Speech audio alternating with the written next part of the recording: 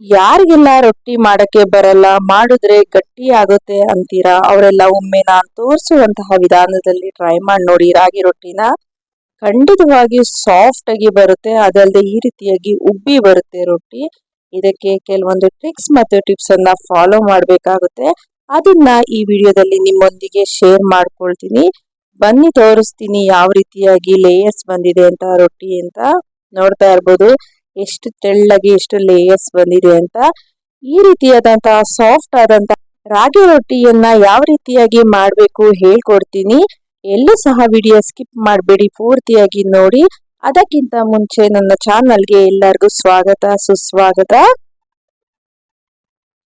ಮೊದಲಿಗೆ ಒಂದು ಕಡಾಯಿಯಲ್ಲಿ ಅಥವಾ ಒಂದು ಪಾತ್ರೆಯಲ್ಲಿ 1 ಕಪ್ ಅಷ್ಟು ನೀರನ್ನ ಹಾಕೋಬೇಕಾಗುತ್ತೆ. ನೀವು ಎಷ್ಟು ಜನ ಇದ್ದೀರಾ ಅಷ್ಟು ಜನನ ನೋಡ್ಕೊಂಡು ನೀವು ನೀರನ್ನ ತಗೋಬೇಕಾಗುತ್ತೆ. ನಂತರ ಇದಕ್ಕೆ ರುಚಿಗೆ ತಕ್ಕಷ್ಟು ಉಪ್ಪನ್ನ ಆಡ್ ಮಾಡ್ಕೊಳ್ಳಿ.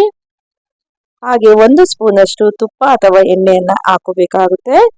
ನಾನು ಇಲ್ಲಿ ನೋಡ್ತಾ ಇರ್ಬೋದು 1 ಕಪ್ ಅಷ್ಟು ರಾಗಿ ಹಿಟ್ಟನ್ನ ತಗೊಳ್ತಾ ಇದ್ದೀನಿ. ರಾಗಿ ಹಿಟ್ಟು ಈ ರೀತಿಯಾಗಿ ನೈಸ್ ಆಗಿರ್ಬೇಕು. ಈಗ ಇದನ್ನ ಪಕ್ಕಕ್ಕೆ ಎತ್ತಿಟ್ಕೊಳ್ಳೋಣ. ಈಗ ಇಲ್ಲಿ ನೀರು ಸಹ ಚೆನ್ನಾಗಿ ಬಾಯ್ಲ್ ಆಗ್ತಾ ಇದೆ.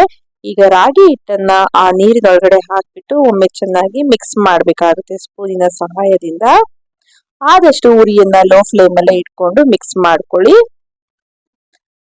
ನಮ್ಮ ಚಾನೆಲ್ ನಲ್ಲಿ ಸುಮಾರು ವೆರೈಟಿ ಆದಂತಹ ಕುಕಿಂಗ್ ವಿಡಿಯೋಗಳನ್ನ ಅಪ್ಲೋಡ್ ಮಾಡಿದೀನಿ, ನೋಡಿ ಹೇಗಿದೆ ಕಮೆಂಟ್ ಮೂಲಕ ತಿಳಿಸಿ. ಇದನ್ನ ಈ ರೀತಿಯಾಗಿ ಚೆನ್ನಾಗಿ ಮಿಕ್ಸ್ ಮಾಡ್ಕೊಂತ ಇದನ್ನ ಒಲೆ ಮೇಲೆ ಒಂದು 2 ರಿಂದ 3 ನಿಮಿಷ ಬೇಯಿಸ್ಬೇಕಾಗುತ್ತೆ. ನಾನು ಇಲ್ಲಿ ಲಿಡ್ ಕ್ಲೋಸ್ ಮಾಡಿ ಬೇಯಿಸ್ತಾ ಇದ್ದೀನಿ. ಈಗ ಲಿಡ್ ಅನ್ನ ಓಪನ್ ಮಾಡಿ ಮತ್ತೊಮ್ಮೆ ಈ ರೀತಿಯಾಗಿ ಚೆನ್ನಾಗಿ ಮಿಕ್ಸ್ ಮಾಡಬೇಕಾಗುತ್ತೆ. ಈಗ ಇದನ್ನ ಕೆಳಗಡೆ ಹಾಕೋಬೇಕಾಗುತ್ತೆ ಹಿಟ್ಟನ್ನ. ಇದನ್ನ ಸ್ವಲ್ಪ ತಣ್ಣಗಾಗಕ್ಕೆ ಬಿಡೋಣ. ನನ್ನ ಚಾನೆಲ್ ನಲ್ಲಿ ಅಕ್ಕಿ ಹಿಟ್ಟಿನ ರೊಟ್ಟಿಯನ್ನು ಸಹ ಅಪ್ಲೋಡ್ ಮಾಡಿದೀನಿ, ಅದರ ವಿಡಿಯೋ ಬೇಕಂದ್ರೆ ಡಿಸ್ಕ್ರಿಪ್ಷನ್ ಅಲ್ಲಿ ಹಾಕಿರ್ತೀನಿ ನೋಡಿ. ಈಗ ಇದು ಸ್ವಲ್ಪ ತಣ್ಣಗಾದ್ಮೇಲೆ ಸ್ವಲ್ಪ ಬಿಸಿ ಇದ್ದಾಗಲೇ ಈ ರೀತಿಯಾಗಿ ಚೆನ್ನಾಗಿ ನಾದ್ಕೋಬೇಕಾಗುತ್ತೆ. ನೀವು ಎಷ್ಟು ಚೆನ್ನಾಗಿ ಹಿಟ್ಟನ್ನ ನಾದ್ತೀರಾ ಅಷ್ಟು ಚೆನ್ನಾಗಿ ರೊಟ್ಟಿ ಬರುತ್ತೆ. ನಾನು ತೋರಿಸಿರುವಂತಹ ಮೆಜರ್ಮೆಂಟ್ ಕರೆಕ್ಟ್ ಆಗಿದೆ. ಮತ್ತೆ ಜಾಸ್ತಿ ನೀರನ್ನು ಹಾಕಬೇಡಿ, ಮತ್ತೆ ಹಿಟ್ಟನ್ನು ಹಾಕಕ್ ಹೋಗ್ಬೇಡಿ. ಕರೆಕ್ಟ್ ಆಗಿ ಮೆಜರ್ಮೆಂಟ್ ಬರುತ್ತೆ ಇದು.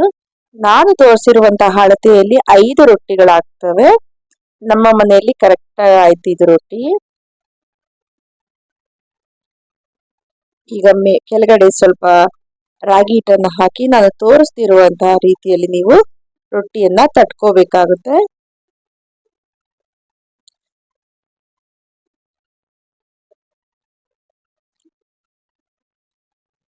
ಇನ್ನು ನಮ್ಮ ಚಾನೆಲ್ ನಲ್ಲಿ ಸುಮಾರು ವೆರೈಟಿ ಆದಂತಹ ಲಾಗ್ಸ್ ಗಳನ್ನು ಸಹ ಅಪ್ಲೋಡ್ ಮಾಡಿದ್ದೀನಿ, ಅವುಗಳನ್ನ ನೋಡಿ ಹೇಗಿದೆ ಕಮೆಂಟ್ ಮೂಲಕ ತಿಳಿಸಿ.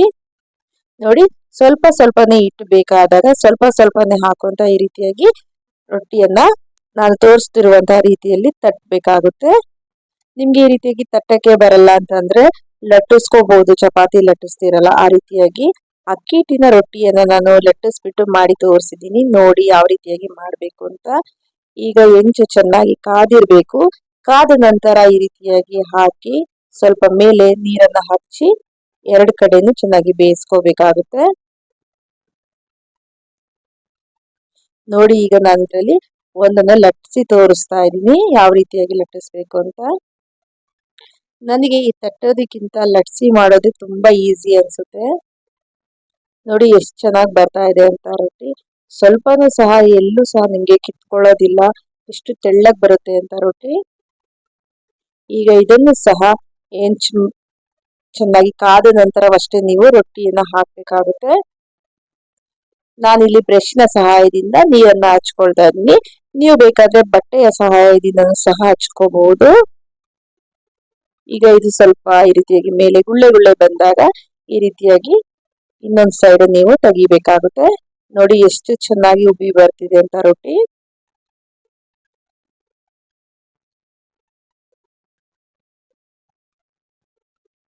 ಇದೇ ರೀತಿಯಾಗಿ ನಾನು ಎಲ್ಲಾ ರೊಟ್ಟಿಗಳನ್ನ ಮಾಡ್ತಾ ಇದ್ದೀನಿ. ನಿಮ್ಗೆ ಯಾವುದು ಈಸಿ ಅನ್ಸುತ್ತೋ ಆ ರೀತಿಯಾಗಿ ನೀವು ಮಾಡ್ಕೋಬಹುದು. ನನಗೆ ಈ ರೀತಿಯಾಗಿ ಲಟ್ಟಿಸಿ ಮಾಡೋದೇ ಈಸಿ ರೊಟ್ಟಿ. ಸೊ ಹಾಗಾಗಿ ನಾನು ಈ ರೀತಿಯಾಗಿ ಎಲ್ಲಾ ರೊಟ್ಟಿಗಳನ್ನು ಲಟ್ಟಿಸ್ಕೊಳ್ತಾ ಇದ್ದೀನಿ. ಒಂದ್ಸರಿ ನಾನು ತೋರಿಸಿರುವಂತಹ ವಿಧಾನದಲ್ಲಿ ನೀವು ರೊಟ್ಟಿಯನ್ನ ಮಾಡಿ ನೋಡಿ. ಮನೆಯಲ್ಲೆಲ್ಲ ತುಂಬಾನೇ ಇಷ್ಟಪಟ್ಟು ತಿಂತಾರೆ. ಮಕ್ಕಳು ಸಹ ಮತ್ತೊಂದು ಬೇಕಂತಾರೆ, ಅಷ್ಟು ರುಚಿಯಾಗಿರುತ್ತೆ ಮತ್ತೆ ಅಷ್ಟು ಸಾಫ್ಟ್ ಆಗಿರುತ್ತೆ ರೊಟ್ಟಿ. ನೋಡಿ, ಎಲ್ಲಾ ರೊಟ್ಟಿಗಳನ್ನು ಸಹ ಅದೇ ರೀತಿಯಾಗಿ ಸಾಫ್ಟ್ ಆಗಿ ಬರ್ತಾ ಇದೆ. ಒಂದೇ ರೊಟ್ಟಿ ಎಲ್ಲ, ಪ್ರತಿ ರೊಟ್ಟಿನೂ ಸಹ ಅದೇ ರೀತಿಯಾಗಿನೇ ಸಾಫ್ಟ್ ಆಗಿ ಬರ್ತಾ ಇದೆ. ಆದ್ರೆ ಇಲ್ಲಿ ನಿಮ್ಗೆ ಮೆಜರ್ಮೆಂಟ್ ಕರೆಕ್ಟ್ ಆಗಿರ್ಬೇಕು. 1 ಕಪ್ ನೀರಿಗೆ 1 ಕಪ್ ಹಿಟ್ಟನ್ನಷ್ಟೇ ಹಾಕ್ಬೇಕು, ಆವಾಗ ನಿಮ್ಗೆ ಕರೆಕ್ಟ್ ಆಗಿ ಬರುತ್ತೆ ರೊಟ್ಟಿ.